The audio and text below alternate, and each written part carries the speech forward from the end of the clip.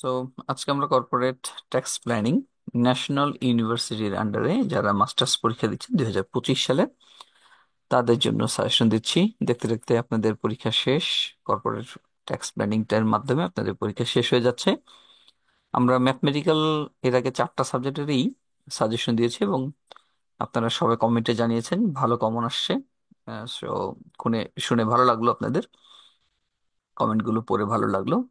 তবে একটাবার সবসময় বলবো যে সাজেশন কিন্তু অলওয়েজ সাজেশন, হ্যাঁ, সবসময় 100% সাজেশন থেকে কমন করবে তা কিন্তু নয়। তারপরেও আমি আপনাকে একটা আইডিয়া দিতে পারি। আজকে যে সাজেশনটা আমি দিচ্ছি, এই সাজেশনটা যদি আপনি ফলো করেন আপনার 100% কমন পড়বে।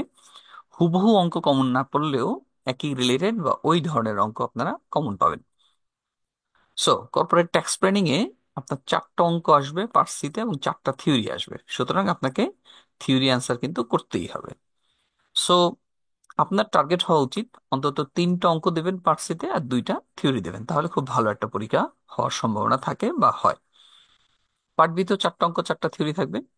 সো কোন 4টা অধ্যায় করলে এবং কোন অঙ্কগুলো করলে সবচেয়ে ভালো হবে বা ইজিলি আপনি পাশ করতে পারবেন, সেটার জন্য আপনার এই পুরো ভিডিওটা দেখতে হবে, কারণ এই ভিডিওর মধ্যে আমি পিডিএফ এ মার্ক করে দেবো কোনগুলো ইম্পর্টেন্ট। বাই দ্য ওয়ে, পিডিএফটা কিন্তু আপনি ডেসক্রিপশন বক্সে লিঙ্কে পাবেন। অনেকে কিন্তু বলেন যে লিঙ্ক পাচ্ছি না, পিডিএফ পাচ্ছি না। সো ডেসক্রিপশন বক্সে আপনি লিঙ্কে পিডিএফটা পাবেন, ওইটার মধ্যে মার্ক করা নেই। মার্ক করাটা পেতে হলে আপনাকে পুরো ভিডিওটা দেখতে হবে। সো প্রথমে আসেন চ্যাপ্টার 1। চ্যাপ্টার 1টা থেকে 90% অঙ্ক আসার পসিবিলিটি আছে, 100% না, 90% আসার পসিবিলিটি আছে। এখান থেকে মাত্র 2টা অঙ্ক দিছি, যদি আসে এই 2টার মধ্যে যে কোনো একটা আসবে। এর মধ্যে প্রবলেম 1, এইটা একটা অঙ্ক, আর একটা আছে প্রবলেম 2, 3 আর কি, এইটা একটা অঙ্ক। এই 2টা অঙ্ক, দুইটাই আপনারা করবেন, দুইটাই ইম্পর্টেন্ট। তবে আমি মনে করি যদি চ্যাপ্টার 1 থেকে কোনো অঙ্ক আসে তাহলে এই প্রবলেম 1টাই আসার পসিবিলিটি বেশি। এবং এই বছরের জন্য মানে 2025 সালের জন্য আমার মনে হচ্ছে প্রবলেম 1 নাম্বার বা এই ধরনের একটা অঙ্ক আসবে। ঠিক আছে, সো এইটাকে আপনারা সবচেয়ে বেশি গুরুত্ব দিয়ে করবেন। চ্যাপ্টার 1, ওকে। এবার আসেন চ্যাপ্টার 2। চ্যাপ্টার 2 থেকে 100% অঙ্ক আসবে, আসবেই আসবে, এটা থেকে কোনো মিস হওয়ার পসিবিলিটি নাই। এবং সবচেয়ে বেশি ইম্পর্টেন্ট হলো প্রবলেম C1, এইটাই সবচেয়ে বেশি ইম্পর্টেন্ট। এই ধরনের বা এই রিলেটেড অঙ্ক আসার পসিবিলিটি এই বছরের জন্য সবচেয়ে বেশি। তারপরেও আপনারা প্রবলেম C3 অঙ্কটা দেখবেন, যদিও এই রিলেটেড একটা অঙ্ক গত বছর আসছে, বাট তারপর এটা দেখবেন। আরেকটা অঙ্ক আছে প্রবলেম C4, এই অঙ্কটা দ্বিতীয় মোস্ট ইম্পর্টেন্ট এই অধ্যায়ের মধ্যে।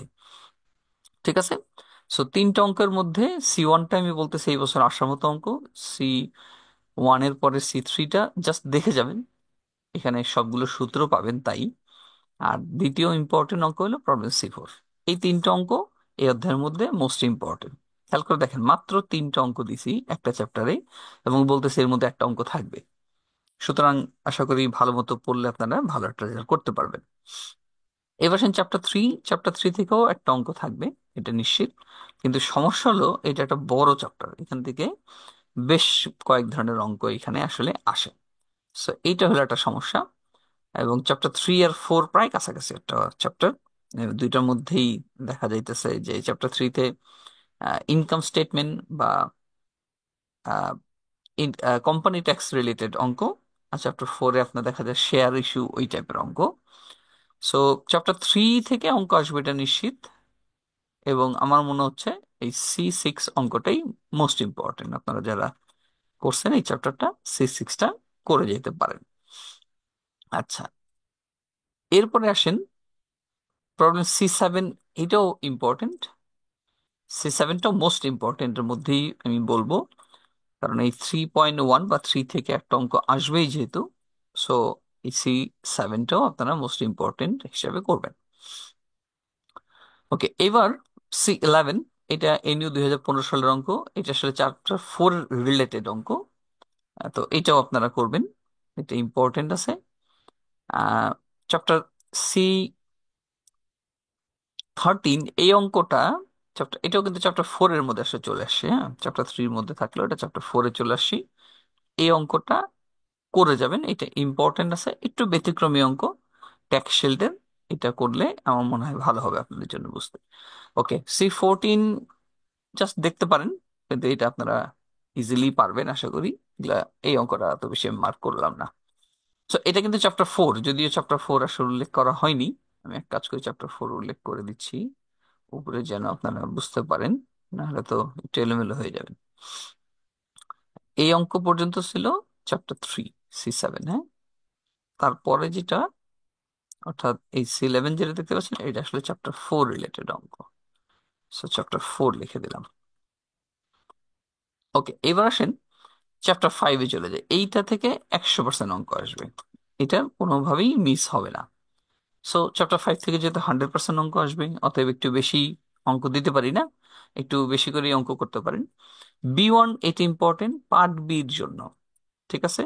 সো এটাকে ভালোভাবে করবেন পার্ট বি এর জন্য। আচ্ছা, এরপর আসেন C6, এইটা ইম্পর্টেন্ট পার্ট সি এর জন্য, ঠিক আছে। সো C6 পার্ট সি এর জন্য।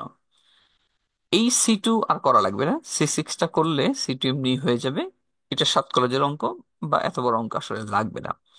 এবার আসেন এই যে C1, এইটা মোস্ট ইম্পর্টেন্ট, এবং আমি আপনাকে একটা নিশ্চয়তা দিই, এই অঙ্কটা আসবে। মানে এই C1 এর মতো হুবহু অথবা টাকার অ্যামাউন্ট ডিফারেন্ট হয়ে একটা অঙ্ক থাকবেই থাকবে। সুতরাং এই একটা অঙ্ক আপনাকে আমি নিশ্চয়তা দিতে পারি যে এটা আপনারা পাবেন পরীক্ষার হলে। সুতরাং এইটাকে ভালোভাবে করবেন।